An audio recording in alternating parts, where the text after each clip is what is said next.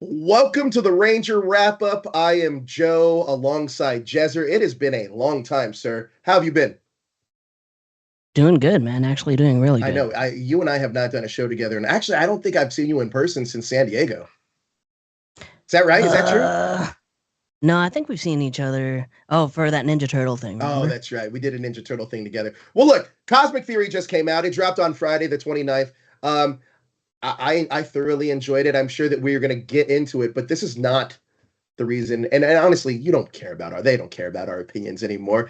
I did want to catch everybody up on kind of what we've been doing. Jezer, you've been working for the government, doing your own thing. How's life? Life is stressful right now. Government shutdown, so there's that. That's true. Well, who do we got in the chat? We got Thomas Franco and Pikachu Master. We please share this out. We haven't done this in a long time. But the reason I am here is because I think it's time to pass the torch, right, It Jezer? is time to pass the torch. It is time. 30 years of Power Rangers have been bookended now. Started in 1993. It's ending in 2023. I don't want to say quite ending, but Cosmic Fury is wrapping up the series as we know it. We had once a Ranger earlier this year in April, and Cosmic Fury just dropped, bookending the series. There is a bit of news I do have about this. I know that we're all prepping for this reboot that's said to be happening. I know that's in the works, and it has been in the works for a while. Obviously, strikes are happening, so there's not been much movement there. But what if I told you that the last 30 years of continuity is not going to be wasted? What if I told you that was the case? Say what? I could talk about more about that later at some other point in life, but until these strikes are over, there's not a ton I could say about it. With that being said, though, my time of the at the Illuminerdi here on the Ranger wrap up for the time now has come to an end. I am, as many of you know, I am full time over at Screen Rant now, so that's where you can find me. That does not mean I am not doing any more Power Ranger content because I'm bringing something over there or doing it by myself, a new show for Power Rangers that I'll still be working with you guys here at the Illuminerdi from time to time. But I think Jezer, we are passing the torch. Am I right? Yes. So think of it like Turbo and passing the torch, but I'm more going to Aquitar to, you know, do other stuff. So it's definitely. Well, before we do pass this torch, I did want to get your opinions on Cosmic Fury. What did you watch it? I did. Actually, What were your thoughts, buddy? so I did a whole marathon of just TV watching at 4 a.m. Uh, oh, uh, so Wait, what? so I did a marathon of binge watching the 29th. Did upload, and then after I finished upload, I did uh Power Rangers. And Power Rangers, surprisingly, like the tone and the format and everything worked perfectly. I think that's how it should have been done, how the show should have been done, like from the get go. Since Simon Bennett took over. But for me personally, I enjoyed it most because it was just a ton of confirmations and a lot of like I told you so's to a bunch of negative Power Ranger fans. So to them I say fuck you. Oh boy, here we go. I'm not sure you're going to get that type of tone with these new guys taking over for us. With that being said, I also did like the show. I think what every season of Power Rangers that's been on the verge of ending has done, and that's create something magical. We got that through Space, RPM, now with Cosmic Fury. I actually think that they push the creative boundaries even further. And earlier on Twitter, I said earlier this week that Super Sentai does limit Power Rangers. I still stand by that statement. I didn't say that it can't be creative because one of the things I love the most about the Super Sentai and Power Rangers is the challenge in adapting the Super Sentai. However, with that being said, I would like to see that continued going forward, as I would like to see something completely original. I'd like to also see Power Rangers flourish in different mediums, whether it be animation. The comic books, by the way, are killing it.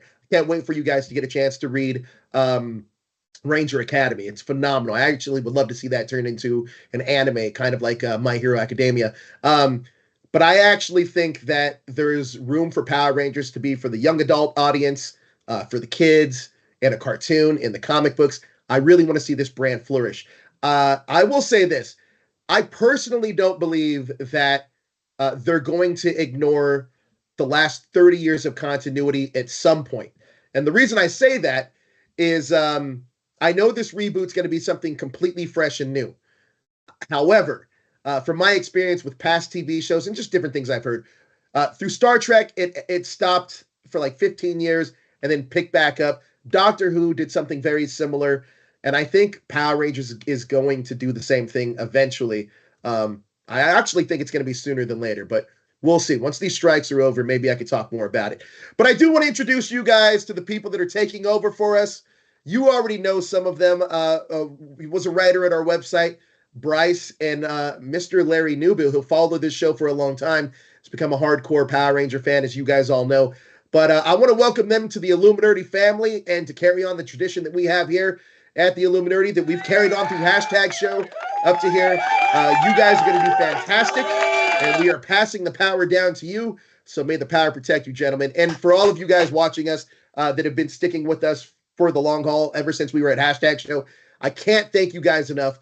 Please join us along on our new adventures as we continue to move and do different things throughout life. But again, this is not ending my time at the Illuminerdi. I will be back from time to time, and I will contribute where I can. But you can catch me over at Screen Rant full time. But I thank you guys so much for continuing on with us and really kind of sticking by me through this journey. Also, like I said before, this is not the last Power Ranger show I do. I promise you, I'm working on something new and something fresh. I think you guys are going to dig it. But Bryce, Larry, on to you guys. All right. How's it going, everybody? Welcome in to the Ranger wrap up. This is the new updated version here today. I'm here with Larry Newbill, who will be one of the other hosts for the new Ranger wrap up. Larry, how are you doing today? Man, I'm doing well, man. I can't believe this is actually happening. And Yeah, we're no, officially here. been passed the torch. So we're I here. know. So what's up, everyone? We're the Turbo Cast. The Turbo Cast, basically the Turbo Cast. Yeah. I'm ready. I'm ready to start this journey with you. I've been with the Illuminerdi basically since the very beginning. It's very, very, very exciting to be back at the Illuminerdi in this new role. I'm super excited to be doing the Ranger wrap up. I started as a fan of the show whenever they started doing the Ranger wrap up back at the other website, and now it's such an honor to be hosting it now here for the Illuminerdi. But I don't know if you guys knew, but there's some new episodes out for Power Rangers. Yeah. Kind of crazy, exciting. It may be it for a while. We're definitely excited to get into this. So Larry, are you ready to get started here with episode 1? Let's do this. Let the new era begin. So today we're going to be covering the whole season, just a retrospective, and then next week we're going to start fully on just a complete deep dive on episode 1, and then we're going to do all 10 episodes as well with their own individual episodes. But today we're just kind of going of our overall thoughts, our first impressions of the season. So let's get into it with episode 1. We start off with a bang on episode 1. That opening fight scene with the Morphin Masters like flying in and all that stuff, that was really awesome. Yeah, that was chaotic, but right off the bat, like, dang, okay. They saying we've been battling for a while now, but welcome in. We definitely we're not messing around. We're going straight into it, which is kind of good, but almost kind of, I felt like a little bit to his detriment, because I mean it's just like go, and like there's like no time to like try to kind of figure out where they are, what's going on, because all of a sudden just Billy shows up out of nowhere. Yeah, it's like, holy Nick snap, shows up out of nowhere. Yeah. And then the funniest part. And like it seems like him and Mick have been working together, but we don't really get to see or hear about that or understand what was going on there. So I mean, we can have some speculations about that at the end, but yeah, and then immediately Lord Zed's there. Immediately Ollie turns evil. Immediately Zeto disappears. And then the Morphin Masters are captured. Just like, and this is like in the first, like, I don't even know if this was like the first 10 minutes. Yeah, that's like, dang, they're right off the bat. And then to know the funniest part on the Lord Zet side, it was his generals who was giving them some cold beverages and the drinks during the battle and stuff. So it's like, what's going on over there? Are they having a cookout? Yeah, we'll talk about That's this funny. throughout the whole thing. But I like that. I love Zed's characterization throughout this whole thing. Like he's like just kind of like the boomer who's like washed up, you know, is like trying to get the younger ones to do his dirty deeds. I thought that was really funny. He's an OG, so yeah, he knows exactly what he's doing. Yeah. But then at a certain point they come across this structure or whatever, because their Zords have been destroyed, and so they need to get into the Zords to save this planet or whatever. But they don't have Zords, but they come across this structure, and they still have Zeto's Morphin Master staff. And conveniently, there's a Morphin Master's staff shaped hole in the rock. And so Javi's like, you know what? I'll just toss this thing in there, and then lose an arm. So I'm not it's like yeah, they took that dude's arm off. You know, and we're not playing around. So I thought that was kind of interesting. I think maybe the most violent thing that's ever happened on Power Rangers. I mean, obviously it's not grabbing, you see blood or anything, or you don't even see it come off. I mean, it's magic or whatever that took it off or whatever. But the dude seriously just lost his arm. Episode 1. Not in pain, and neither did he. He was just in a state of shock, like, oh! Yeah. Like weapon to his arm, like, oh, snap. Well, and then we kind of got to see Billy, you know, come into this sort of like almost leadership mentor role with this newer team of Rangers. And also, I there's so much going on. I completely skipped over Mick, who gets his Red Ranger powers back, which was really cool. The Morphin Master says, "Oh, hey, since you're here, you had to get your powers back." So I thought that was kind of interesting. I think we have an image of the Rangers with Mick somewhere. But yeah, I thought that was really neat to see him come back as the Red Ninja Steel Ranger, and he shows up periodically throughout the show. But yeah, eventually they're able to get back to base.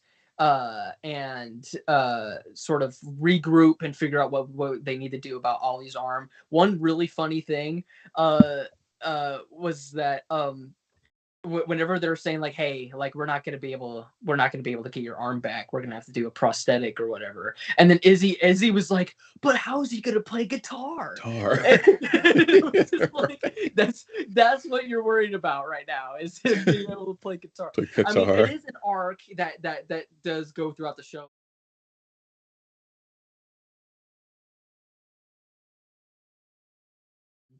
Was a pretty major plot point with him from the past 2 seasons, but I just thought that was a really weird line for Izzy to say, like, how is he gonna play guitar now that he doesn't have an arm?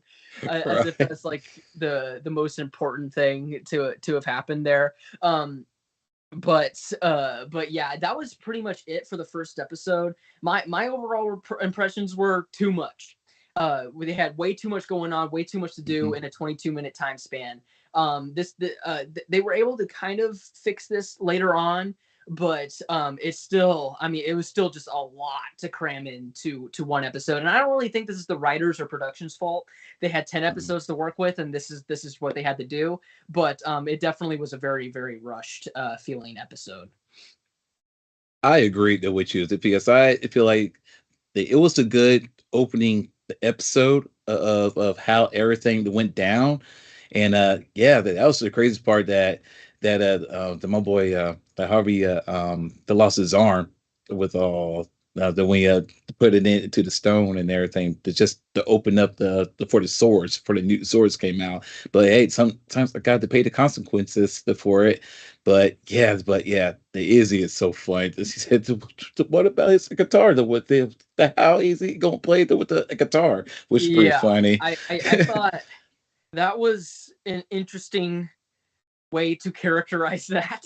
Yeah, right off the bat, and I'm just happy to see that the Billy came in the mid toward the Rangers, which is pretty cool. They feel like just like a throwback when he started out as a Power Ranger himself, and it always be in the command center and it's the garage just fixing things and invented some of the new gadgets and stuff, which is pretty cool. I was like, yep, same old Billy, same old Billy. Same old Billy. Yeah, I He did never really changed a lot. enjoy seeing Billy throughout this whole thing, sort of in a new role. I mean, we got to see him in the leader role in Once and Always because he kind of took up that team. But awesome. it's really interesting now to see him in sort of the mentor role, more similar to what Tommy was in Dino Thunder. I thought that was a really interesting dynamic, especially with between him and Amelia, which we get to see later on. I thought they had a really cool, few cool interactions there. But yeah, that's pretty much episode 1. They're able to get back to Earth, and Tarek is there. Pop, Ollie's mom is there, and they were able to get Ollie back as well.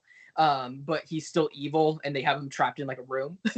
Yeah, they jump in the room. And they're trying basically in episode 2, they're trying to figure out how can they cure him, because obviously this has happened before with Lord Zed brainwashing Ollie, but for some reason it's not working this time.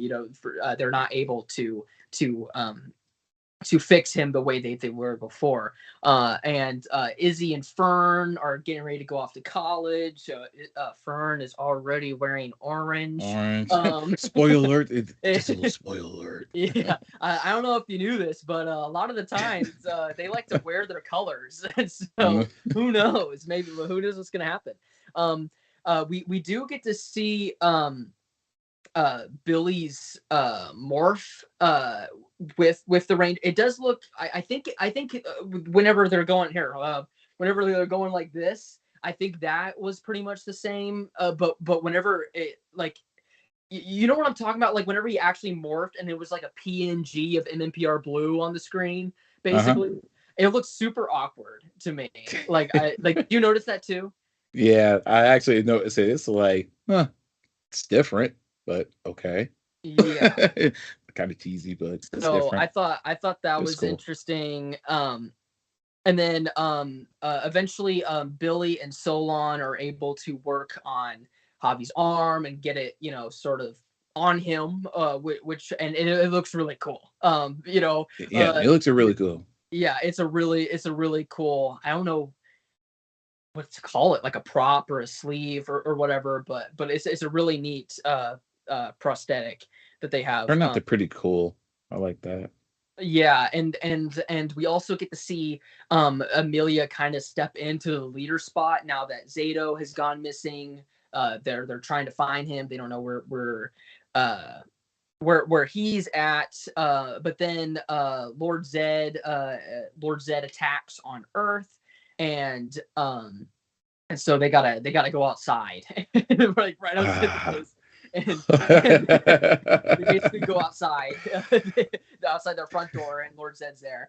And they have a little fight scene. We actually get to see the Dino Fury Black costume with the arm, which I thought was really. I didn't know that we were gonna get that because me neither. I thought it was just gonna be Cosmic Fury Black. We were gonna get to see the robot arm with. But it was actually really cool to see the robot arm or the prosthetic arm with the Dino Fury Black costume. I thought that was really cool. But then Lord Zed destroys their dino statues outside the base or whatever, and that's how they lose their powers. I'm kind of sitting here going like, so they could have just done that this whole time.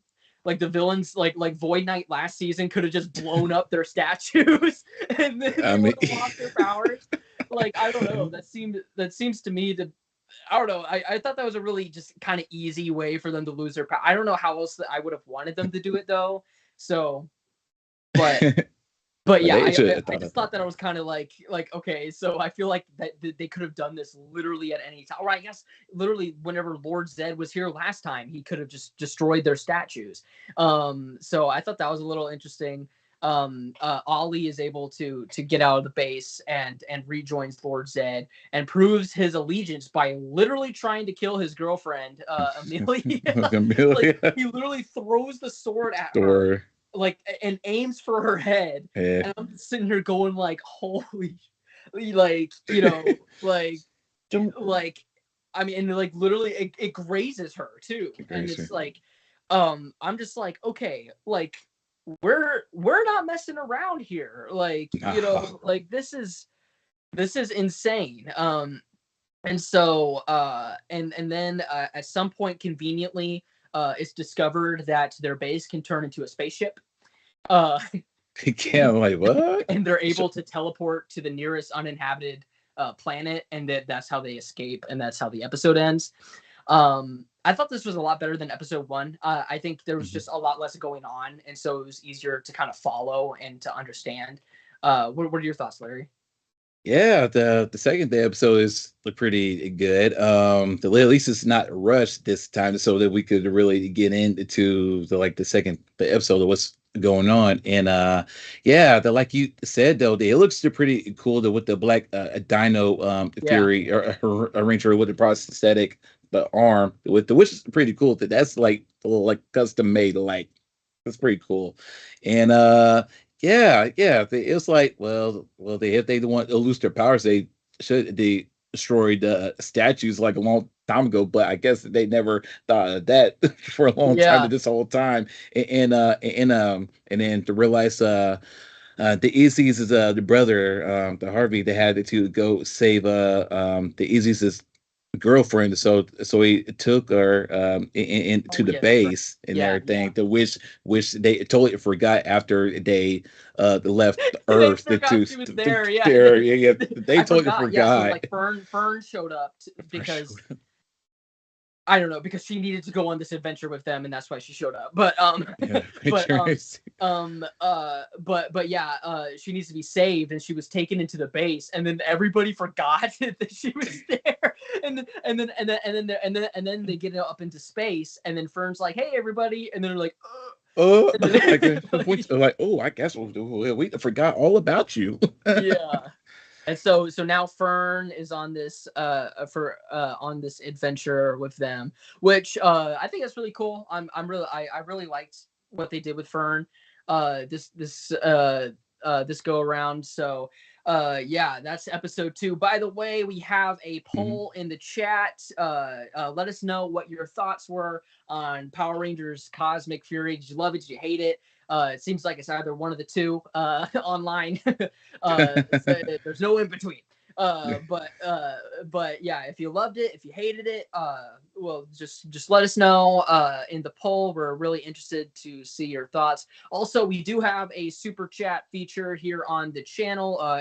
If you're willing and able, it really helps out the channel, really helps out the show a ton. So we also have that as well, and then we'll be able to answer any questions that you have. Speaking of which, Thomas Franco did send us a $5 super chat before the show began.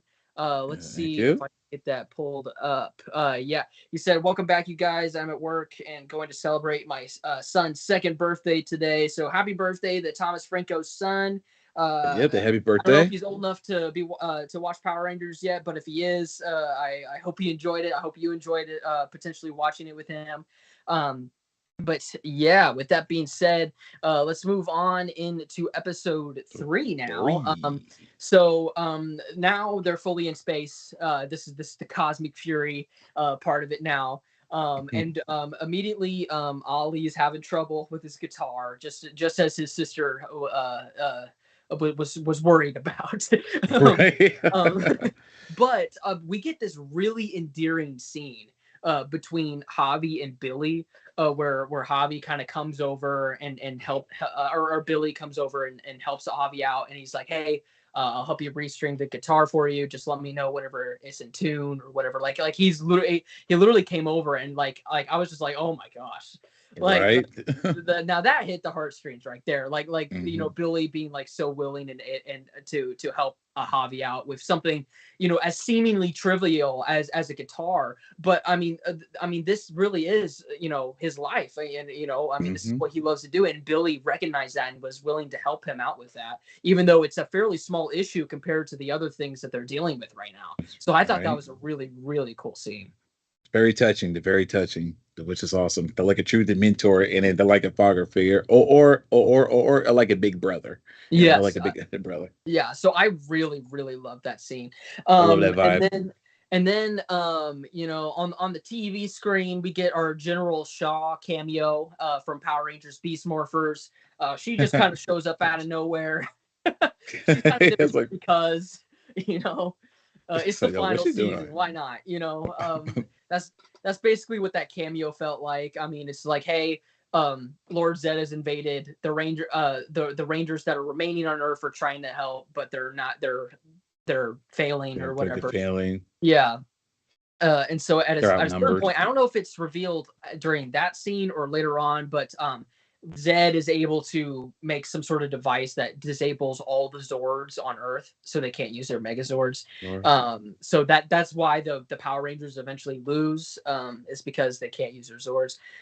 But Ollie uh, goes to Japan, where his mother is working, and Yep, in the this laboratory. is honestly probably the coldest scene in the entire show, where this dude literally, because I mean, he's still evil, but he's pretending not to be, and literally just gaslights his mom into revealing the Rangers location, which I thought was just absolutely wild. But Kai and Moya did an incredible job in that scene. Like, literally, he stepped it up this season. I mean, don't I mean, like, I Yeah, think Kai it Moya really did good did. performances during Dino Fury season 1 and 2, but Ollie the character wasn't one of my favorites, but Evil Ollie steals the freaking show. So And yeah, I mean, he really it did. was crazy to see that scene with his mom, and then like the terrified look on her face whenever Her she face a realized little like,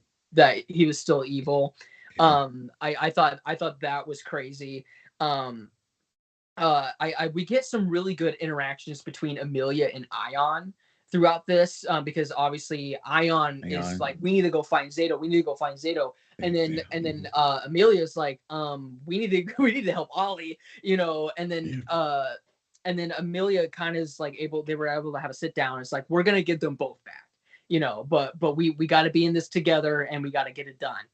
Which I thought was really cool. Mhm. And they're on this sand planet, and they're trying to get these radio signals to get it back in contact with anybody. I don't think they were trying to specifically get in contact with Mick, but that's who they get in contact with. Okay. There's this weird sandworm monster. It was really, I don't know, was that from Q Ranger? I don't think that was. I'm not. I'm not sure if it was or not. I'm going I to think that might read have been an what. original monster. Um, but yeah, and so they're able to get in contact with Mick. They're able to sort of uh get figure out the location of where Zato might be. They Billy is able to get them new morphers and new powers. Amelia becomes the Red Ranger instead of Pink, and Which is pretty cool. that's pretty much it for the episode, right there. But that was pretty cool. But yeah, oh, the worms. Yeah, I think it came from a Q Ranger, from the Super Sentai, the Q Ranger. But those are the little worms. Yeah, I don't, yeah, I liked it though. I thought it was a pretty funny looking monster. And then we kind of get a almost sort of like Ninja Storm-esque scene with like Ion on the motorbike in the sand dunes or whatever. Yeah, it felt very Ninja Storm adjacent, which I thought was really cool. But yeah, I think it was neat. You know, they kind of explain Amelia getting red through like the Morphin grid chooses the natural leader or whatever, and that's how they explained the color change. So we finally got a female red. You know, I mean, we've had female reds in the past in like That's Power good. Rangers SPD and Samurai, but those were side characters that were there for like only 5 episodes. Yeah. You This know, is so like I the mean, first actual, like yes. like first official, first red female Power Rangers, which is groundbreaking, and it's pretty awesome. And Yeah, yeah, she definitely deserved it though. She deserved it because she was showing her true leadership throughout the Dino Fury series. But yeah, basically, she has yeah. a good leadership attitude. Yeah, no, they did a really good job in these first few episodes, like sort of like really building her up to become the leader. Um, we'll get into some things that happened later on that kind of I think reverse some of this. Mhm. But with that being said, we're gonna move on to episode 3 now, where Four, they episode 4. no, I thought we just went. Oh shit, no, we did just do episode 3. Yeah, it was like episode 4. Episode Yeah, 4. where you're right. Sorry. Anyway, so yeah, episode 4. The way travel They to all the living I watched planet. all of these back to back to back to back, so they kind of all blend together. But yeah, episode 4. Sorry. And they're on the planet where they believe Zeto is located. And they run into and well, actually, Mick was already there, and that's how they were able to figure out where Zeto was, is because Mick found traces of Zeto, that he found his cape or whatever. And so, but then Ollie is able to find the location because of his mom. And we get to see Ollie in a new costume, Which um, is pretty. which looks absolutely amazing. I think we have a few images of that. Ollie's evil dark blue ranger costume. It looks absolutely amazing. It's definitely, I think, probably the best.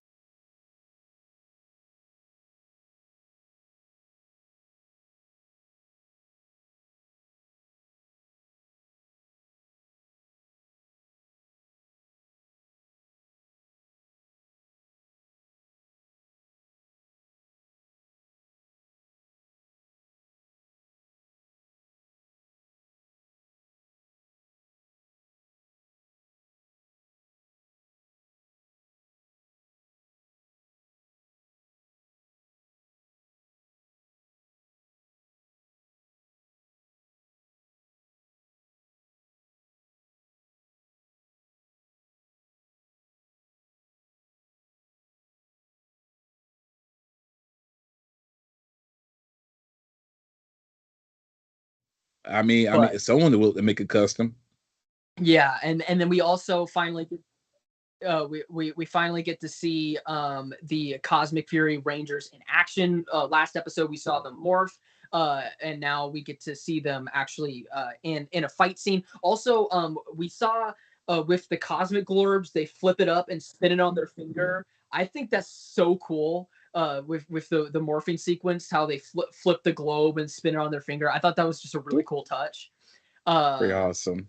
but yeah, we finally get to see the Cosmic Fury suits in live action in a fight scene, and I think they look fine. They look Um, great. you know, I don't think they're the greatest suits that Power Rangers has ever made. I definitely don't like the muscle pad things that they've added on there. I feel like if they just made that a plain color, it would have looked so much better. But I think they're definitely a lot better than people say that they are. They're definitely not the worst that Power Rangers has ever done. Um, so I like the suits. They got the suits is pretty good. I like it. Yeah. Another American made is just it's just a little bit less muscle pass on the butt, but overall they look good. And I love the weapons. So the weapons looks pretty good. Oh And yes, the weapons are the pretty. weapons, the original weapons that they made for this are so So freaking awesome. I love the individual chef's weapons. kiss. Yeah, I love it. don't Chef's kiss. think we have an image. I don't think we have an image for that. We have an image for the blaster that we'll talk about later on, but I don't think we have Mhm. an image for the individual weapons. Unfortunately, I should have thought about that. But uh so they're going through this forest planet or whatever. Eventually, they're able to free Mick. Um, and they're able to kind of get away from Ollie and them for a bit, and Ion is trying to pick a fruit from the tree, and then the tree slaps him in the face or whatever. So later on, they learned that the trees and the wild and the plant life on the planet is actually like living and sentient. Amelia and Ion are able to use their Rapconian powers to kind of mind read or mind meld with the tree and communicate with the tree and trying to figure out where Zeto is, which I thought was really cool. We and then Ion is able to find Zeto, and then the tree goes like, "Hey, enjoy the time you have left." And then Ion's like, "Huh?" And then right, like, "Uh-oh, what you mean? What'd you just say?" So kind of implying a dark fate for Zeto there. Zeto. And is this the episode where we finally get to see Mick morph with the Ninja Steel Morpher, or is that yes? Yeah, I thought that was super cool. We finally got to see Mick do the ninja spin thing. Awesome. So that was really neat to finally get to see. And then we also get to see Mick in the Megazord cockpit. Yeah, Megazord cockpit. In the pink Zord. The pink Zord, which is weird. The PS they ain't from the planet with the lions. Yeah, right. And then he uses the pink. I think it's a Phoenix Zord. To go back to the Lion Galaxy, because they may need a Red Ranger or whatever, and that's kind of how they off until the end. It was cool to see Mick though. So it is kind of interesting though, because we've seen the Cosmic Fury Zords be used a few times now, and it seems to be it's just completely random what Ranger uses what. There's no green doesn't have to use green, red doesn't have to use red. Well, Amelia's red usually uses red. But I think at some point she uses purple. You know, and it's really cool to see the ability in the cockpit too. They add the blue wolf in the cockpit. In the blue wolf, I was like, "Oh, snap! The blue wolf." Yeah. So okay, so you got to use the blue wolf again. Yeah. So that was really cool. Like a little. But yeah, I don't know. I from a production standpoint, I get it. You know, they had 11 Zords, they had 10 episodes. You know, it's gonna be random. Yeah. You know, but it really just seems like there is no rhyme or reason for what Ranger pilots which Zord, which can get kind of confusing at times to know who's piloting what. But it is just kind of what it is. I don't really have I don't really have a solution to that problem. It's just kind of a circumstance of the Sentai footage and how many episodes they had. But yeah, we learn that whenever the Morphin Masters revived Zeto the first time, they called him Zenith.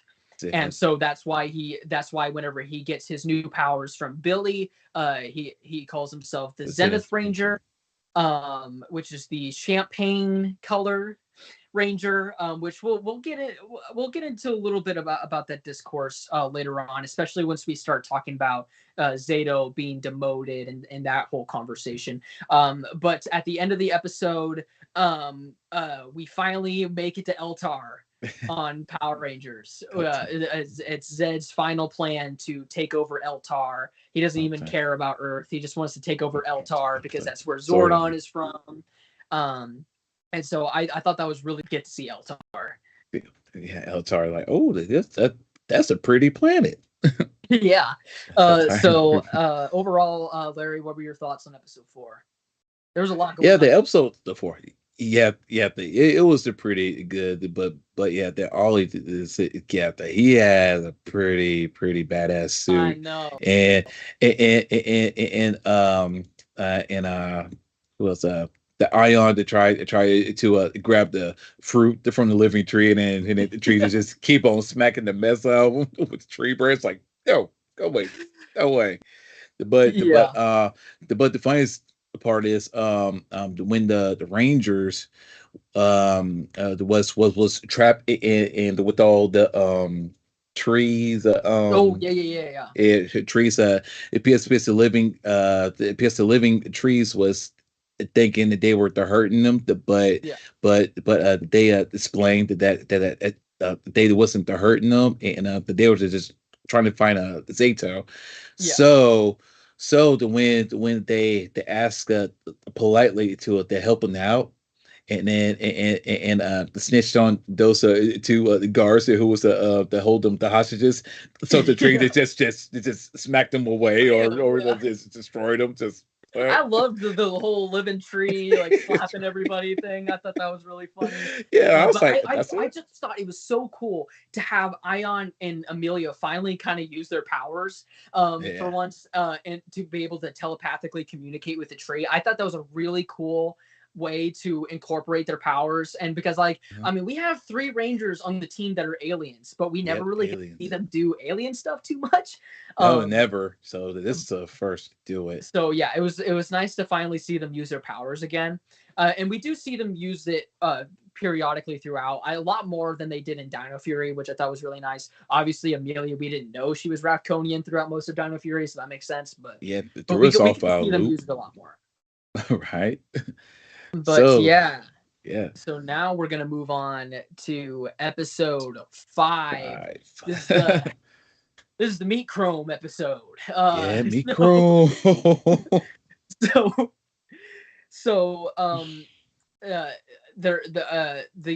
two generals, I forget the Badautica and the Snotica people have this TV show that they have. They're like kind of like news anchors or whatever, and like the daughter character is like this Snapchat TikTok celebrity or whatever.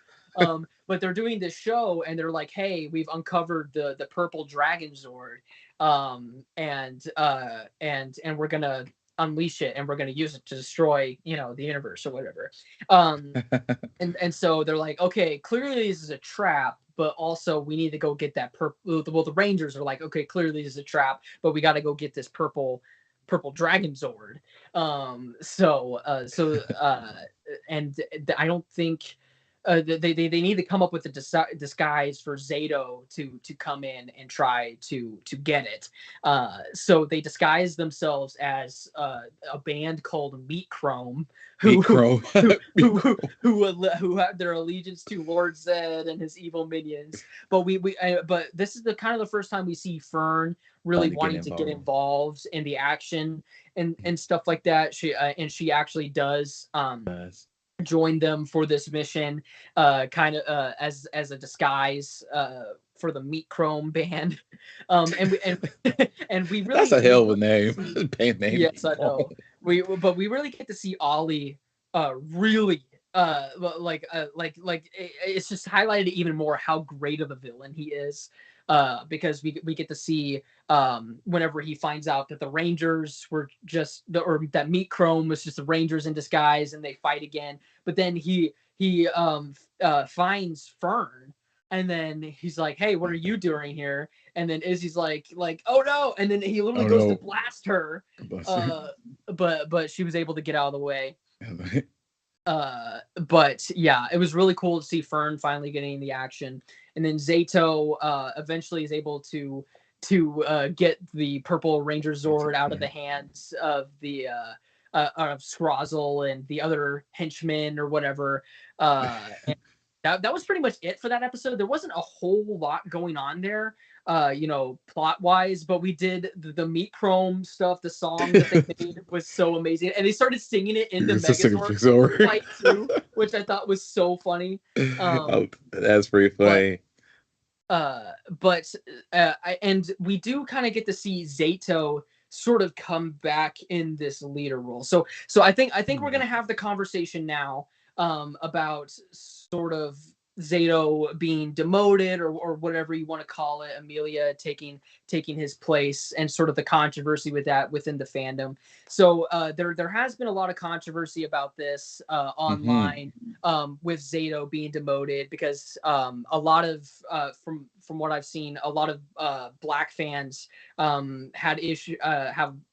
were sort of disappointed with Zeto not being the Red Ranger anymore, not being the leader, and having Amelia take that place as a white woman. Larry, I am interested to get your perspective on this. Obviously, as a black man, I don't really think it's super appropriate for me to just kind of say this is right, this is wrong. But I am interested to hear your thoughts on it. Yeah. Well, knowing me, that because I don't hardly keep up with all of this, Yeah, this like the nonsense. Because drama and stuff yeah, like the that. drama and stuff. Because I mean, I don't hardly to get on Twitter. Well, my bad, X. My bad, X. Yeah, X. right. Yeah, I don't care. I'm gonna still call it Twitter. I don't care. yeah. It's I still Twitter. call it Twitter too. Yeah, Twitter. But yeah. It doesn't really bother me as much as you think, that because there were a sense of that they took a long break until Cosmic Fairy comes on in the everything, and that I just really don't follow with all the drama and stuff. So yeah, it doesn't really bother me, that because that I was just following the character, that because he's been gone out, he's been sacrificed yeah. himself just to save the team and the planet, and Right, then it came back to move on to another role, and then during the battle he got kidnapped, so that's when Amelia has to jump in and to becoming like a national leader, and then right. once he comes back and being demoted, it's like I don't think he's not demoted. I felt like it was the like little carry on the legacy, like a passion to leadership to her, because she knows her role now, that she's all the leader now. So Right. he didn't even have a problem. He was actually proud of her for stepping up to the plate for Yeah, I really liked Zeto's arc throughout the whole season. hmm And honestly, if I'm gonna be honest, whenever Zeto is around, he kind of takes back the leadership role. Like it almost feels like just Amelia snatching gets it. whenever Zeto's around. And it almost feels like he's still calling the shots. So I feel like Yeah. when Zeto was around, and he wasn't like incapacitated or whatever, which we'll get to later on. Uh, it really felt like um, he kind of took over at times. So it felt like he still did get to have some leadership moments throughout the show. But I definitely do. That's not me sort of saying the people that feel that way are wrong or anything, or are not justified in their feelings. I just do kind of think that he does take up the leadership role at some hmm points too, even hmm though Amelia is the overall leader of the team, in a hmm sense. But I do kind of get both kind of sides of the conversation. But Yeah. but Looking at the chat though, looking yes, at the chat, more the Rubio 4 or the 40 Bariba says Ford, yeah. yeah, the more about 4 said, here's my honest take on that. As the POC to myself, it's a bigger problem that has more to do with the social climate and less to do with Power Rangers. Yeah, that Yeah, yeah, I mean, I mean, we did have a Black Asian Red Ranger, and then he was replaced by a white person. mm, I mean, it's still. I mean, we never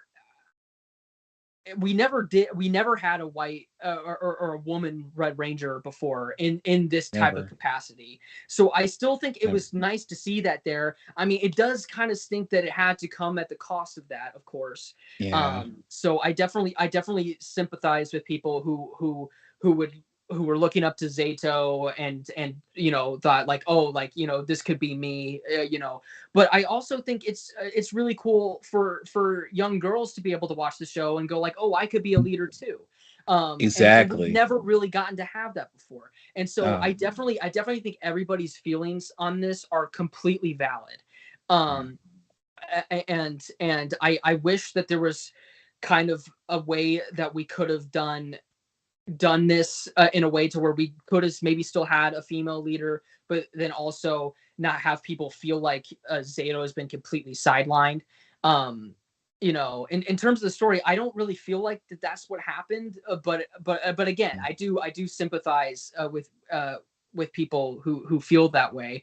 Yeah. And I think your feelings are completely valid. But yeah, what were your overall thoughts on episode 5? I mean, not a lot happened, but we did get the Purple Dragon Zord, which Zeto got to pilot, which was really cool. Overall, it was a pretty fun episode. I guess I got that song stuck in my head now. And Harvey, the guy hit his arm controlled now that he could finally control. Got he used to his prosthetic arm now. Since that he's been beating the the drum scene. I forgot about that. Yeah, beating the pots being so wild while they try to figure things out. Yeah, that was pretty often, but yeah, it was pretty fun episode. And Izzy was being very protective with her girlfriend Fern, but that she's she was starting to act like her father, because the father is a lot more protected to the kids. So I was like, huh, I wonder the role that coming from out of her now. She's being very protective. Just like your dad being the protective, but then again, the firm, she's really the ones to help out a lot. Since she joined this adventure now, that unexpectedly that they just forgot about her.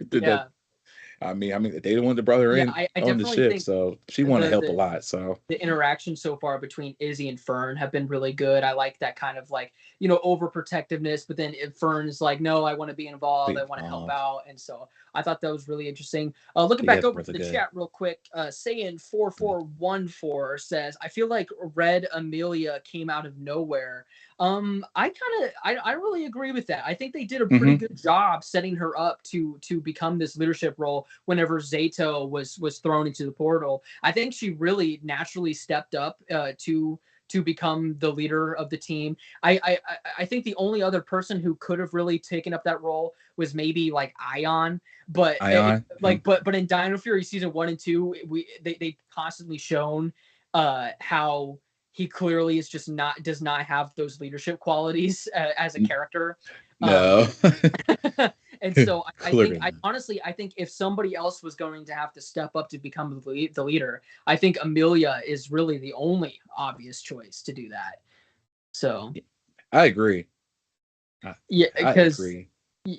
just don't know who else they would have really had to do that, Not really, but yeah, I think that they made a good choice. That they just did that out of nowhere. It's like, oh snap, okay. but yeah. So moving on to episode 6 now. This is the big one. This is where we finally get to see a certain someone become a ranger, which is really, really cool. So they're still they've at this point they've gotten back to the sand planet that they were on. And basically at some point Solon gets like kidnapped and is like swallowed into like the worm monster. Yeah, that's like, how did that happen? But basically Zeto uses his Morphin Master staff and his magic to try to figure out how to save Solon, but then he collapses. And so they're like, okay, what's going on here? Like the Rangers are concerned for his health. And so basically evil Ollie is able to find the Rangers' location on this planet, and they're going to go attack too. But then they also need to try to save Solon, and so they're kind of like like split up between like the two different things they have to do. They have to defend their ship, but then also they have to go save their friend. And so eventually, Fern just goes like, because the Rangers leave, and Fern just goes like, screw it, and grabs the Morpher that was meant for Ollie, and goes like, this thing shoots, right? and then teleports to the cave or whatever where Solon was located. And basically is able to free her, but then also her Morpher gets sort of damaged or whatever, but Like a little whenever it splat gets with that damaged, spit. kind of it fuses with Solon's DNA, Yep. and then she is now able to morph into the Cosmic Fury Orange Ranger, which is really cool. I mean, it literally has looks Solon's really DNA. good. She looks really good in orange, and my gosh, I love that suit. That orange suit. It really turns out phenomenal. I was like, wow. Yeah, I thought it looked great. It looks great. You I know, love that color. Like people were kind of upset over the helmet sculpt being pretty much the same as the Red Ranger. I thought it was fine because they still had the extra stuff on top. And I mean, the visor's the same, but I mean, I don't really care about that. I mean, if the visor's the same, I mean, the helmet still is different. Yeah, it's still saying they got that So- salon salon DNA, so they got to make it like a salon a little bit salon like a little dino. Yeah. So the Solanosaurus or something. I can't yeah, remember the what Solanosaurus was called. But the wish is pretty cool. There could have been a lot more spikes in the back of the helmet, like a lot more spikes, but it would have been cool. Yeah, but I mean, we finally got an Orange Ranger. I mean, that's just such a cool moment to happen in the show, to finally happen. So I thought that was really neat. And then she's able to join the battle with the Rangers outside, and they cut back to the ship. We almost have an RPM Ziggy moment where it's just like, who is the Orange Ranger? I don't know. and like she unmorphs, and then it was Fern. And then Izzy was kind of upset. But then it's like, what? How? Yeah, but it's like, girl, like, just deal with it. Yeah, we finally have an Orange Ranger. Yeah, I mean, it's a done deal. I feel like dealing from our PM. It's like you said, he has to do anything to protect the Morpher. So the bond with it is a last choice. So it's a done deal. A very similar instance with Ziggy becoming the Green Ranger and Fern becoming the Orange Ranger. It was actually very similar the way they two became Rangers. So I thought that was pretty cool. But, it's pretty good. The surprises aren't over yet on this episode because Tarek has been in contact with the Rangers and has said that he has a spy on the inside that has been helping the resistance.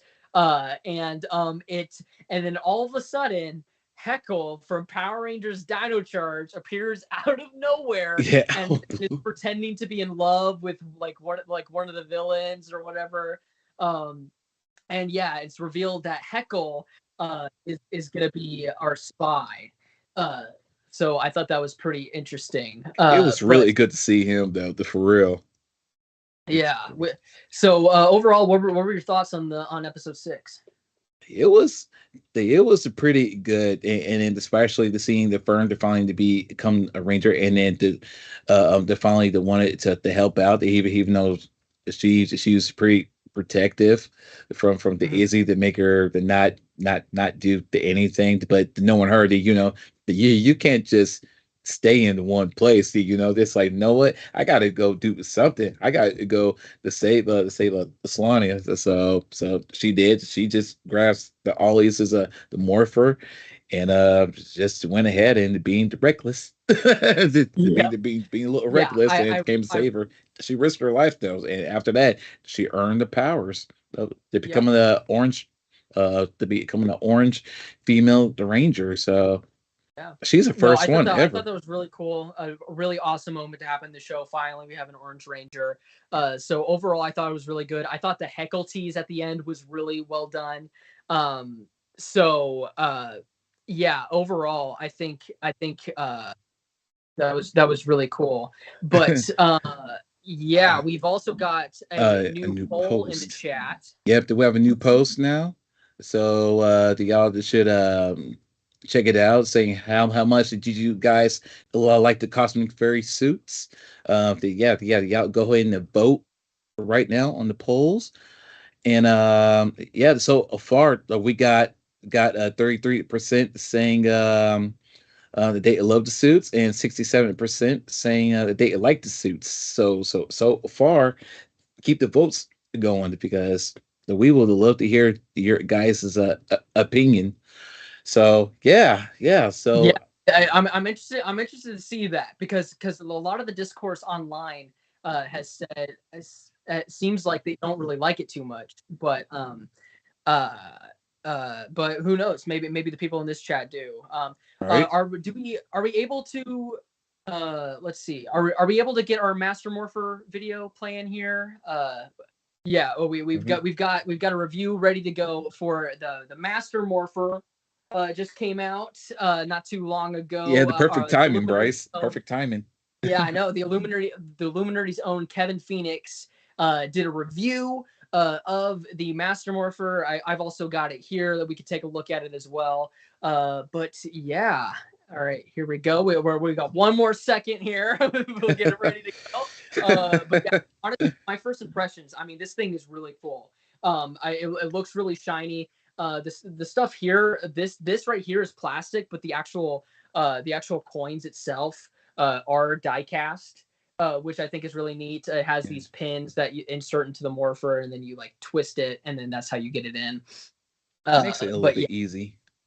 yeah, I think it is really really cool. I love it so far.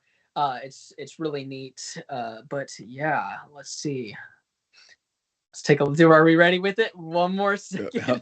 Oh. But yeah, the what's really annoying, Kevin mentions this in his review, but it doesn't come with batteries.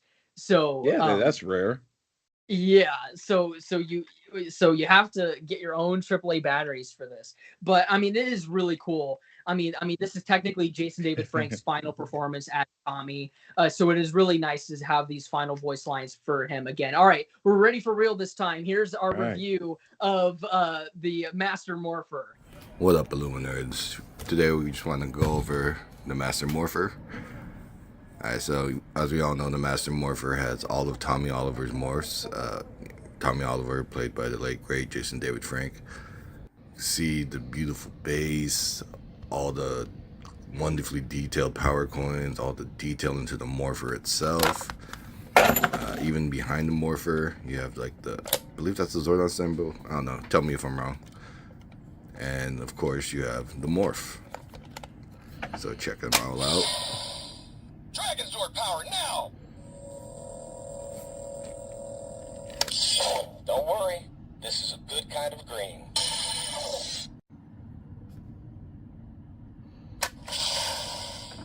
Alright, Saba, let's do it!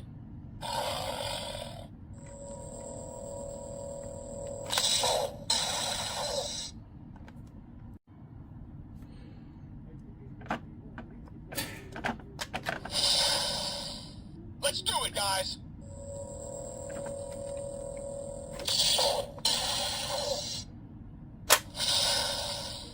Ninja Ranger power!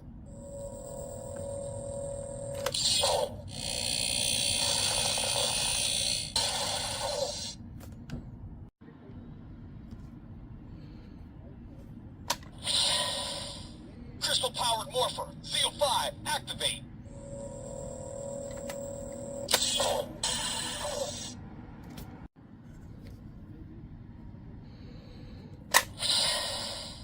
Can't slow down the Turbo Red Ranger.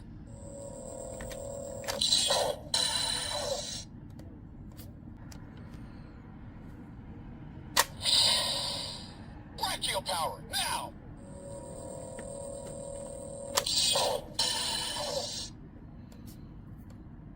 The one thing I don't like about the Morpher is that it doesn't come with batteries. It takes 3 AAA batteries and it doesn't come with them.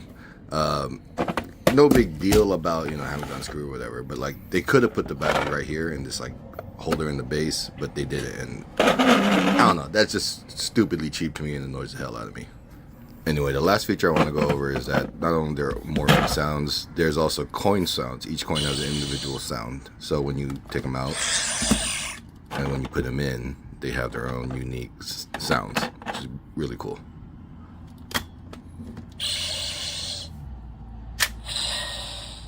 Sometimes the original is the best. Don't worry, this is a good kind of green. So that's the Master Morpher. Hopefully you can still get it on Hasbro Pulse. for about $100. For $100, I think it's well worth the price. 10 out of 10. So much to Kevin for that. Yeah, I mean, this thing is absolutely sick. I mean, we have the top here. It shows all 6 Rangers. It even has the Ninja White Ranger on there, which I think is really cool. A lot of the times they just don't include that as a part of Tommy's Ranger sets, so I think that's really cool. Here's what the back of the box looks like here. We got That's the thing of beauty. And there's the other side. There's the bottom, I guess. And then, yeah. So this thing is freaking sick. I mean, I don't have the batteries in it yet because for some reason they didn't include batteries with it. Batteries not included. This is a really, really cool piece of Ranger history. Obviously, with the unfortunate passing of Jason David Frank, this is just a really cool piece to have in your collection. Not sponsored by Hasbro or anything, by the way. I mean, this is just a really, really cool, honestly, a really cool collector's item. And the fact that he recorded new lines for this too is just really neat. And also at Hasbro PulseCon, I believe they said that some of the proceeds for this will actually be going to mental health resources. So that is just honestly that made it an instant buy for me. I thought that was just a really cool thing for them to do. And so that was the right move. Yeah, well, the Omega Rangers are also here, so that's really cool. I don't know for sure if we got the assets in for that, but the Omega Rangers were also revealed at Hasbro PulseCon, and those are really cool too. Kevin Phoenix in the chat says Bryce needs batteries. Super chat him right. money for the batteries. Yeah, hey, listen, if you want to donate to the Bryce West Master Morpher Battery Fund, definitely be sure to send some super chats. If you have a question or anything you want to ask, that's the greatest way to get our attention, to get us to answer. And it also just helps out the show and lets us continue to do stuff like this. So we really appreciate all of that. But I think now it's time to get back into Cosmic Fury. This is episode 7, and this is the episode where we finally get to see the Dark Ranger in action. Yes. So, I mean, just right off the bat, Larry, I mean, we already had Power Rangers Dino Charge like 7 years ago. 7 years ago. They had the opportunity to use the Dark Ranger then, but didn't take it. So what are your thoughts on them finally bringing in the Dark Ranger now, as opposed to during Dino Charge? I tried to do 3 different names there, but yeah. What took them so long? Yeah. Man, I mean, it was good seeing the Dark Ranger, aka Death Ranger. But my gosh, the helmet, got everything, especially with his weapon that turns into the boomerang that he uses as the Morpher. Morpher, that is awesome. So what took y'all so long, guys? Yeah. I mean, we've been begging for a long time, and it was really cool to get to see Heckle finally become the Dark Ranger in live action. And he's kind of like, oh yeah, I was from another universe and I was a bad guy, but then I became a good guy and now I'm here. So that was pretty much the extent of the explanation of how Heckle came into our universe. Which is kind of like, okay, whatever. But we get to a little more development with Zeto. They're back at the Resistance now. Zeto has still been passing out due to his magic staff problems, and Ion and Solon have a conversation with him, and they're like, okay, dude, you have to tell us what's going on. Are you okay? What's going on with you? And Zeto basically breaks the news to them that yes, the Morphin Masters brought him back, but it's only temporary. And every time that he uses his powers, his life shortens or whatever, and that's why he keeps passing out. Mm-hmm. And then he promises them not to tell the other Rangers. But this becomes a pretty major conflict between him and Ion, because Ion doesn't want to lose his best friend again. But Zeto's like, they brought me back. I died already. They brought me back for this purpose, to save Earth, to save you all. That's what that's what I have to do. And I thought that was a really, really interesting dynamic between the two of them. A very, honestly, tragic, Yeah, story. that's I didn't crazy. expect them to go this direction with him. But it is Netflix now. It's just like, yo, we're on Netflix, so that we could do some holy shit moments, and this is one of them. Yeah, it's definitely one of them. Threw everyone out of the loop, like, holy shit. Yeah, and so I guess they could do it. They're back on Earth. They're unable to use their Zords because of Zed's Zord blocking technology. But Solon, they're able to use Zeto's magic to grow Solon big. She was enjoying it. Amazing. She was enjoying it. And then Papa was like, gosh, still wish it was got on camera. Got on tape. That was a really cool moment, but again, Zeto passes out again due to the power.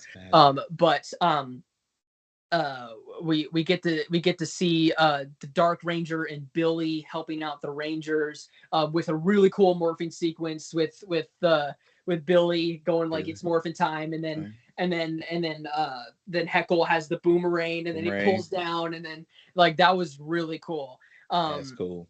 So they were able to help out the Rangers, and that was pretty much it for that. They were able to free the people that were held captive in Lord Zed's prison or whatever. So they're making progress in liberating Earth. So great. That was pretty cool. But yeah, that was pretty much the episode. That just them trying to free the people who have been captured in Lord Zed's prison. But yeah, what are your thoughts, Larry? Man, Dark Ranger, man, it's like the Heckle, welcome back, man. That we miss you, man. I'm just happy he did good, and also that we got to see Civilian the action with Amelia as his father. They got the two. Yeah, they got those two the weapons today. That was a really cool fight scene. Yeah, I forgot about that. That was pretty cool. That was a good one. That was a really good one. Yeah, overall, I loved seeing Dark Ranger. I think it's honestly probably my favorite suit from Super Sentai Power Rangers. Hands down. Yeah, it's such an amazing suit. However, I really feel like Heckle did not need to be here at all in terms of the story. He did feel really shoehorned in. This is the only episode that he really appears in, besides the one before where they were just teasing him. So yeah, I wish they would have done more with him, because he really just kind of shows up for this and then says, okay, bye. And then leaves. So I thought that was kind of disappointing. I don't really know what the point of them bringing him in was, if they weren't going to use him more than what they did. Make a little a cameo in him. His assignment was being a spy. Like in terms of like the story, I mean, he served as like the double agent, but they could have honestly just had Slither and Mucus fill that role, and they wouldn't have needed to have Heckle there at all. So it really feels like he felt kind of pointless in terms of the plot. I mean, it was really cool to have him there, and I think that's pretty much the only reason why he was there, just to do this cool thing. But otherwise, it didn't really felt like he really served anything to the story, which I thought was kind of disappointing. But what are your thoughts on that? I mean, they could have used some more at the since he was in the episode, but it is what it is. But overall, I'm glad we got. It was a really that's the main thing. Because we got what we wanted. So we got Dark Ranger in the series in the suit. So the wish he looks good, by the way, in the suit with the boomerang in it, especially the way he morphs into Dark Ranger. So it's pretty awesome. Yeah. They could have wished him to use him more, but like I said, it is what it is. But overall, we got exactly what we wanted. Yeah, it was a good episode. It was a cool episode. In the next episode, the Rangers get a little FaceTime from Billy from the command center, and we see Alpha 9 in the background, which is pretty cool. Yeah. We'll get into So it is Alpha 9. We do know it's Alpha 9, and we'll get into the continuity once we get to the finale. That is honestly my biggest critique about Cosmic Fury is the continuity with Once and Always, but we'll get to that later on. But Zeto pulled the Zordon. That's funny. saying for 4414 said Zeto pulled the Zordon. yeah, well, we'll get to that even more later on. Yeah, but later on. but we'll save it. This is episode 8 now, and we finally get the return of Slither. Or is that what it is? Slither and Mucus. The Mucus and Slider. Yeah. Slider and Mucus. Yeah. So and they've kind of turned a new leaf. They want to be good guys now, and they want to help the Rangers. And they're the Ravkonians on the team are able to kind of read their minds and see, oh, actually they do actually want to be good guys now. So yeah, I thought that was kind of interesting. They're using them as spies, and basically the two Betotica and Snotica are able to invade their resistance base, and they're basically immediately destroyed. These are like the main generals, and they come in. They were pretty easily defeated. So it seems. So it seems. We also get a really cool scene with just the girls, red, orange, and green in the Megazord battle, which I thought was really cool. And then the guys kind of handled the monster attack in the resistance space or whatever. So that was pretty neat. But honestly, that was just kind of the whole episode. Was just dealing with that. Otherwise, there wasn't really too much else going on, really. But at the end of the episode, Mucus and Slither are able to infiltrate the villain's base and destroy Ollie's dinosaur statue, because that was how he was still able to have his powers, was because they put his dinosaur statue into the spaceship. They're able to destroy it, and now they think Ollie will have the evil Morphin spell will be broken on him, and he'll turn good. So they think. But that was pretty much the whole episode. There wasn't really too much that went on there. So there's nothing really going on. Well, they did the more the stuff than the heckle. Yeah. Did, so he definitely got more to do than heckle.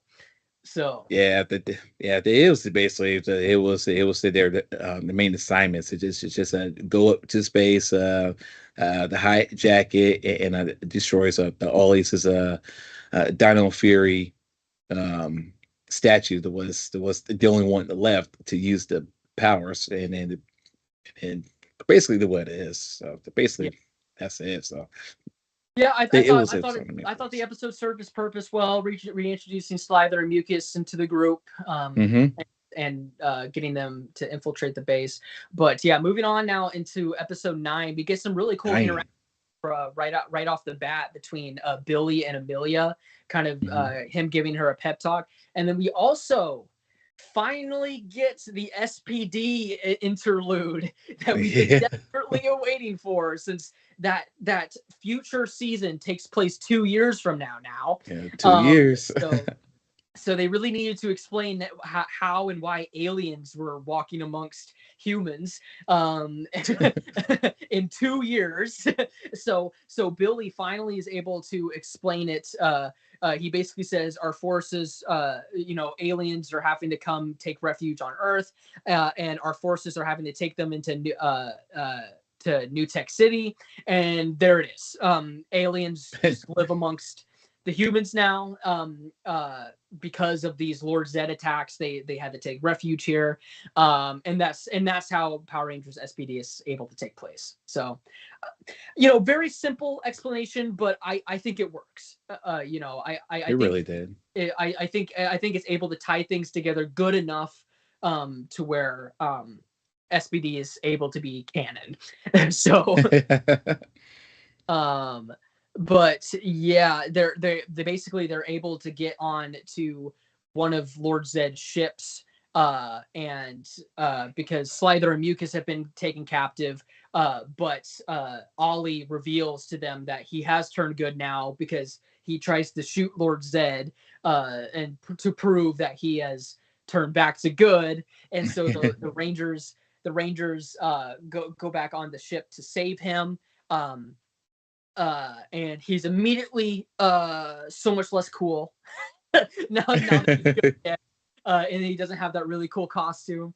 Again, no offense. This has nothing to do with Kai Moya or anything. I just think he did such a great job as the villain that now that he's good again, it's just like, man. But I knew they had to turn him back to good at some point. But man, he was just such a great villain. But basically, they get trapped in that room and they rig the ship to explode, and Slither literally says a countdown to destruction. So I thought all happy in Canada. I thought that was a really cool line, really cool callback to Countdown to Destruction, the finale of Power Rangers in Space, which honestly these last two episodes have quite a lot similar to Countdown to Destruction. Yes. But Zeto basically uses the last of his power to save him and the other Rangers from the explosion, and he kind of Thanos snaps away into the Morphin grid, along with Ion, who is holding him. Yeah, holding him. Or actually, no, it was Ion's soul that went with him because his body was still there. But yeah, it seems like to us, it seems like that might be the last of Zeto. But then we get Lord Zed. He's on his like little throne. He's like it's like a pink and purple throne or whatever. And on my Twitter, I call it the yassification of Lord Zed. Yassification of Lord Zed. Like that's clever. Pink and purple, throne or whatever. I funny. But then are they on? They're on Eltar at this point, right? I'm having trouble keeping track of all the. Yeah. But they're on the Eltar. Yes. So yeah, they're able to make it to Eltar, and Zed is able to use the Morphin Master energy that he captured at the beginning of the season to become Master Zed, which, to be honest, I think the suit looks pretty cool. Yeah, it's really, really good. For Master Zed. And then the Rangers minus Ion and Zeto are able to show up to try to take him on. They make this really cool power cannon that was really neat. But it doesn't really work too well. Because, no. I think so it powerful. Was Bad Audica, the mom character, actually survived and betrays Lord Zed because she wants to take over the universe, and so they are able to trap him in the Morphin Master tube, but then it's so actually I think I went too far ahead. I think that was episode 10. But the Rangers are captured. They think they're going to lose, and then that's the end of the episode. So Larry, what were your thoughts on that? There was a lot going on there, but man, it was a lot of cries and carrying on, crying and carrying on. But the scene is Zeto, the faded like that, when he used his last magic to save all the Rangers, his teammates, and the Ion, they hanging on to him for dear life, and he took it with them with the soul. That was very touching. And Billy gave him like you said, gave a meal, like a little pet, the pet talk, saying, all right, if you guys are really sure that you guys are going to Zez's the location. Eltar, yeah, the Eltar. You guys are on your own because you've got to help on Earth, Yeah. He's in the help on Earth with his Yeah. teammates. So yeah, that was pretty good, and yeah, that Ollie did come in good again. I was like, dang, that was a good Yeah, run to well, being and that then evil. he used Zeto's Morpher to become the Blue Ranger. So the Morphin Yep. Grid realized Blue. that Zeto was gone and then changed his Morpher to be able to morph Blue. into the Blue Ranger, which I thought that was pretty cool. Like how they were able to repurpose that because yeah, whenever Billy only made 6, and so I was like, Yeah, he only made 6. how are they gonna explain that? But then whenever Zeto died, uh, Did he knew?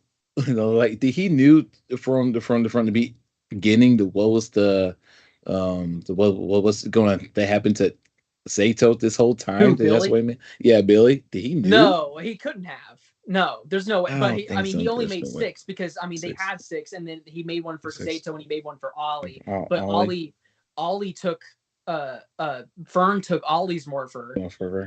And then so Ollie ended up taking Zeto's whenever Zeto died.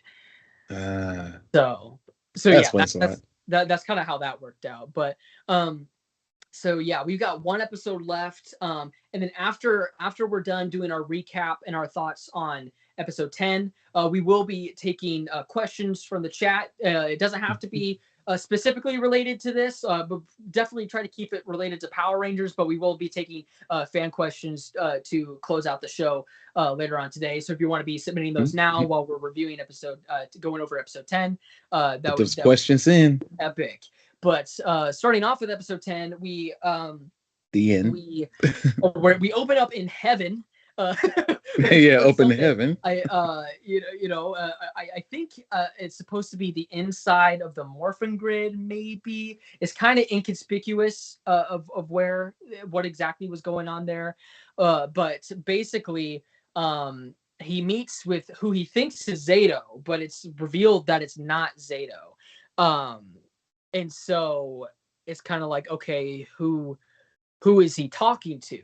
And then this being kind of is talking to him and goes and says, "May the power protect you," which is Zordon's phrase, because he doesn't recognize Zeto. He doesn't know who the other Cosmic Fury Rangers are, but he does recognize the Power Rangers. And so it really is heavily implied that this being talking to Ion was Zordon. Yep, Zordon. So that was absolutely insane. Amazing. So back on Eltar, the Rangers Zords have been completely obliterated and destroyed, all of them. And so it looks like all hope might be lost. But then Billy and along with some other Rangers, Beast Morphers Rangers, Ninja Steel Rangers, In Space Rangers, Lost Galaxy Rangers come awesome. to save the day with their Megazords.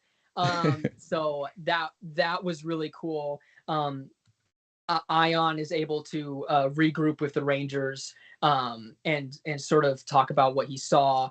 And then all of a sudden, Zeto reappears again, but now he's fully a Morphin Master.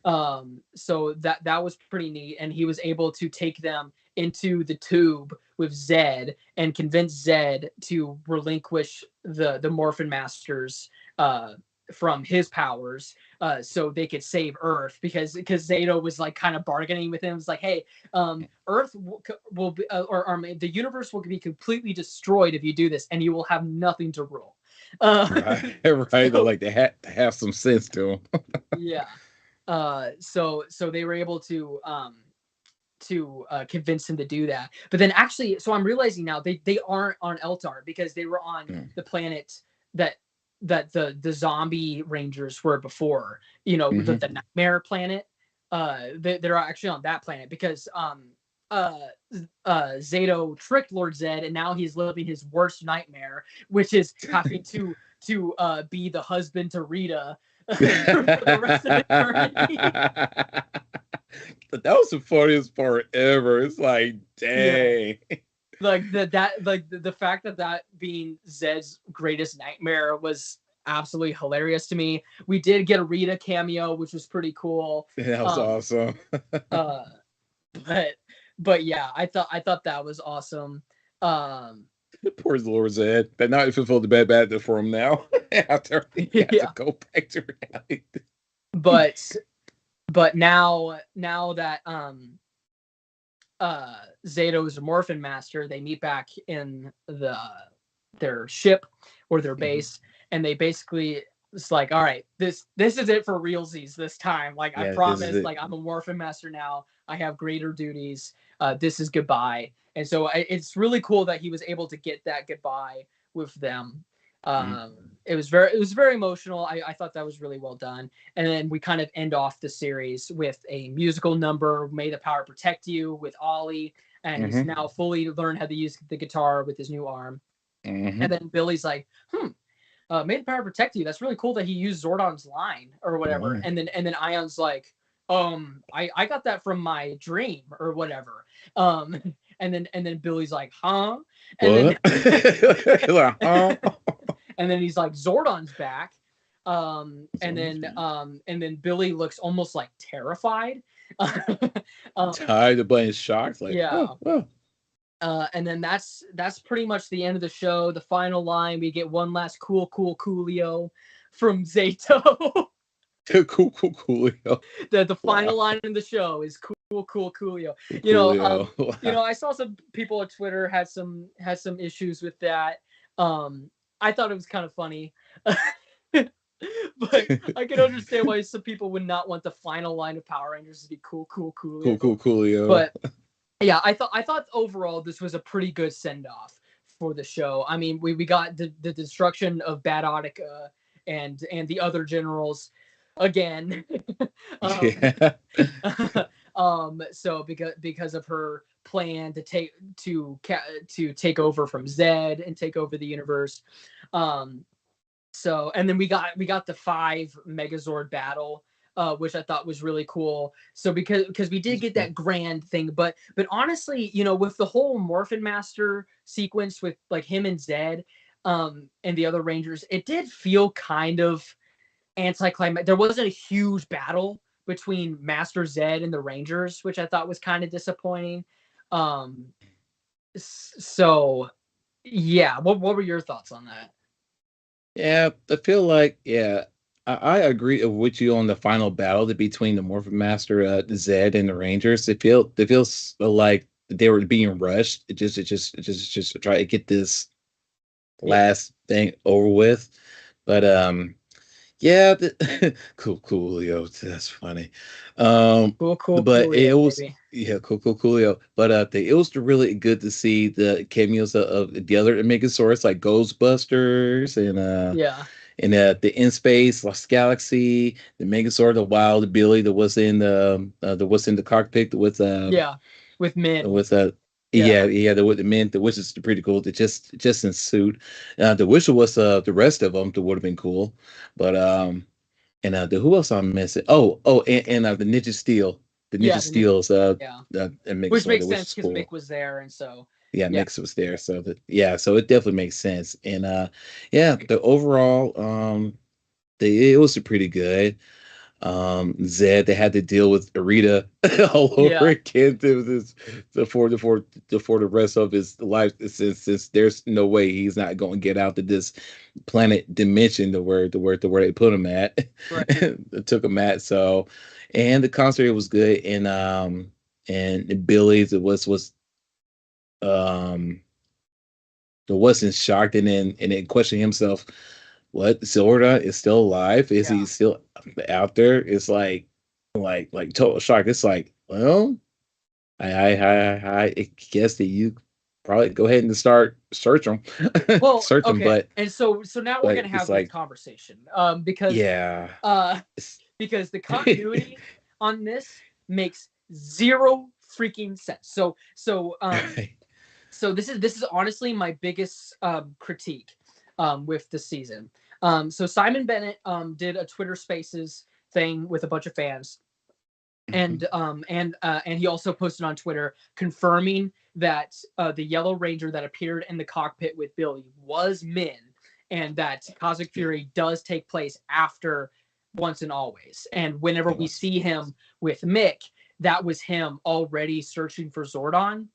But we're never told that. That's never really explained to us at all, and it really doesn't make sense because whenever Ion kind of tells him that he spoke with Zordon, he seems shocked, and it almost made it seem like, you know, this is the first time that Billy was realizing that Zordon might still be out there, and it would make so much more sense for this to take place before Once and Always, and then have him be searching for Zordon. Then we have the fallout. You know, he accidentally resurrects Rita. Then Trini dies, and then we have those events.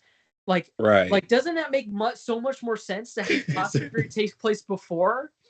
Like, yeah, yeah. To be before, I do agree with you on to be for totally, it makes sense. But yeah, they also like what? Yeah, to me it does not make sense to have this take place after Once and Always, because it literally leads up to him finding out the Zordon's alive. So what was he doing before Once and Always? Like, how did he figure that the Zordon was alive then? You know. So and they did not explain what him and Mick were doing together in the first episode, and so we don't know that they were looking for Zordon whenever they met the Dino Fury Rangers. So so none of that was explained at all, and so I think it's just super super bizarre to have it the way that they have it. It just makes so much more sense to have Once and Always take place afterwards. Right. And I don't know. Yeah, I don't know. But I mean, it is the way that it is. I mean, you know, it came from the mouth of Simon Bennett. He's the showrunner.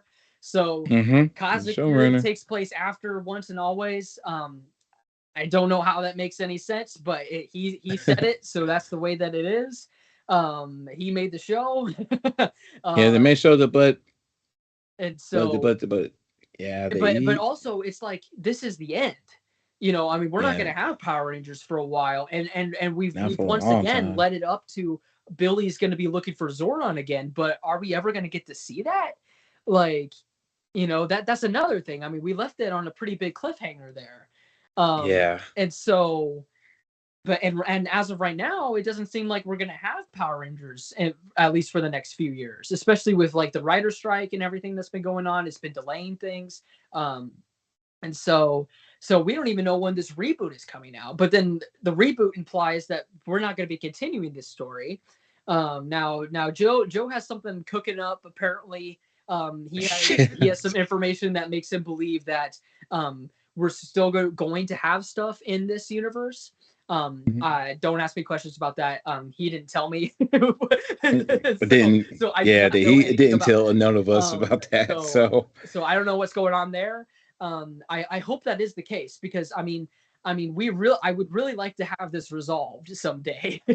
Right? Yeah, to resolve it, because it's like, y'all better explain this right now. Right now, this is how the show ends. I mean, technically SPD is like, I guess technically SPD is the ending now, but or Hyperforce. Technically, but that's like so far in the future that it's like it's kind of like separate.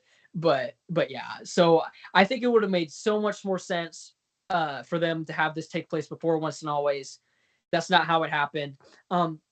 Let us know in the comments. What are your thoughts on that? Do you think it would have made more sense to take for this to take place before or after Once and Always? But with that being said, that's kind of our thoughts on episode 10. Larry, let's go over quickly our thoughts on just the season overall, and then we'll get into our fan questions. The season overall, it was pretty good. I felt like it was like the mini movie with all 10 episodes. Yeah, they'll put all in one. But that's my thought. And then plus, I felt like it was being rushed a little bit to try to get things over, because it is a pretty tough to when you originally plan on doing 20 the episode, but instead cutting down to 10. Yeah, so for Simon whatever Bennett reason. had stated they were originally planning to do 20, but then Hasbro said no, so they had to cut it down to 10. And that Yeah, clearly so it shows. It clearly yeah, it very shows. and Yeah, it's clearly. not Simon Bennett's fault. It's not the writer's No, fault not his on fault. that. Don't blame him. Nope. You know, that's a Hasbro thing. There's nothing they could have really done. Honestly, it makes the 10 episodes that we got, I think, even more impressive. Yeah, Because very of what they had to impressive. work with. I think that first episode is still they Jumping really did just cram way too much into there. Jumping into carnage. I Just think they all could have carnage. saved some of that for episode 2. But overall, the season I was very pleasantly surprised. Yeah. I like the suits. I Mhm. like them better than I thought I would in live action. Excuse me. It was a good season. Yeah, well, and there really overall, was no it was filler. really good. No filter at all. I think Simon and the crew did a very excellent job of what they have, Yeah, and they tried to make things right. No, that and made it so good. you know what? So Like, if this is the final iteration of this show, the show that's been going on since '93, I think this was a fairly decent ending. The whole thing just felt Power Rangers, and I thought that was really cool. I do think it serves as a pretty good ending to the show. I just think some of the stuff at the very end really confuses me and makes me question a lot of things. yeah, But overall, the season as a whole, I really enjoyed these 10 episodes. So I think they really did a good job. I think it's definitely a top 10 Power Rangers season for sure. I agree. And with all the cameos that was involved with this show, they did an excellent job, and they really did good. So coolio to all of them. Coolio, baby. Coolio to all of them. So, so All right, with that being they said, did we're good. going to be taking a look at some of your comments that you've been leaving throughout the live stream, and definitely let us know your thoughts on the season as a whole as well. But let's see. Robert Amaya, I'm sorry if I mispronounced your last name. He says, "Hello, long time no see. I already saw Cosmic Fury, and it was really good. I'm glad you really enjoyed it, Robert. Yeah, we enjoyed it too. we agreed too. It was yeah. good. He also says, it was great to see Billy again. I was also happy that Heckle became Dino Charge Dark Ranger at last, except his helmet has the silver streak instead of red. Yes, I actually do agree with that. The red looked so much better than the silver. I don't really know why that was changed. But maybe Simon has answered that. I don't know. But yeah, I definitely do prefer the red. But it was cool to see it nonetheless. It looks good, but it's weird. Thomas Franco says, "I'm surprised Heckle didn't have his morpher on him and morphed with his spinal boomerang." Yeah, well, I mean, the boomerang was the morpher, I guess. So, which I think is really cool to have the boomerang be the morpher. The way that he went down like that, I thought that was really cool. Still don't get why Walter wasn't there. Walter Jones, he plays Zach, the original Black Ranger. It would have been really cool to see Walter there, especially with everything that happened in Once and Always. Yeah. Honestly, I would have liked to have seen that whole cast come back at the end, right. Especially if they were going to say that this takes place after and have the ending that they had. I think it would have made a lot more sense to have them all there, but there probably was scheduling conflicts or a monetary issue that they had to get them all paid or whatever. Right. So let's see. What else do we have? Pikachu Master 542 says, I like the scene with Evil Ollie interacting with the bumbling villains. Yes, there was a lot of good interactions between Ollie and sort of the Lord Zed's henchmen.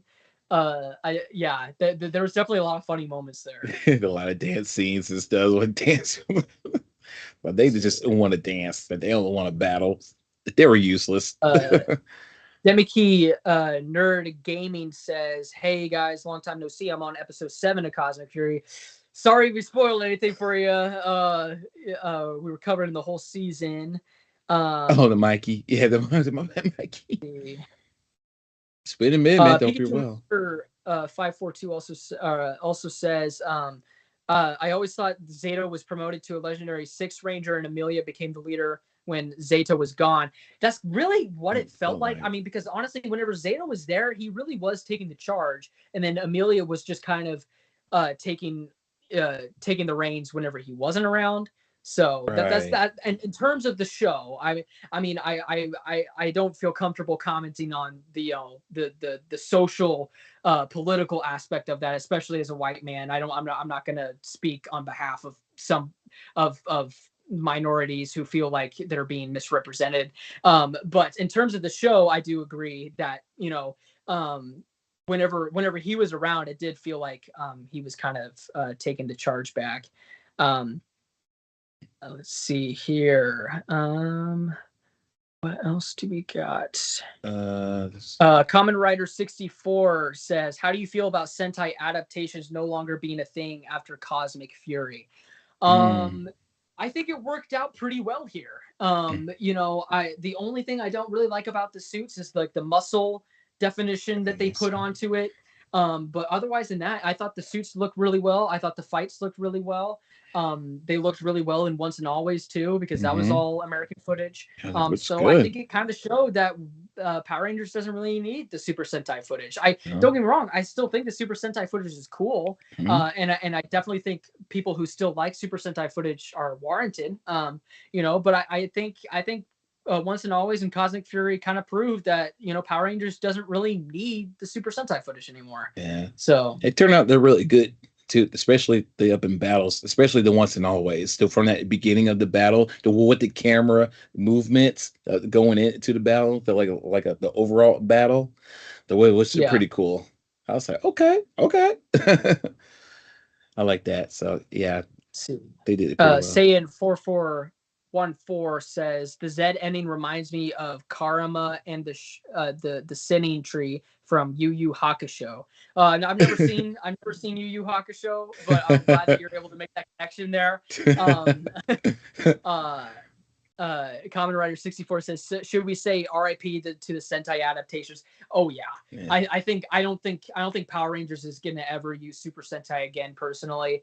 Especially after this, and especially if they're rebooting it. I mean, Hasbro's not going to do a full-on reboot and want to use Super Sentai footage. They're going to want to make their own so they can sell their own toys. That's just my opinion. But yeah, I definitely think we're never going to get Super Sentai. I mean, maybe for Zords like they did. Like a Megazord battles with Cosmic. But in terms of the actual Ranger suits, I don't think they're going to ever use Super Sentai again. Let's see. Edward Shantes Productions. So what's going on, man? A long time. Yep. Hunter did a great job as a Ranger. She really did. I think so too. Yeah, she really did. She really came into the role super naturally. It felt right. She was a great leader to the team. So I really liked her arc throughout the season. And yeah, I think that was a pretty good job there. So let's take a look at the poll that we had. 20 of you all voted. How much did you like the Cosmic Fury suits? 55. The majority of people said that y'all loved it.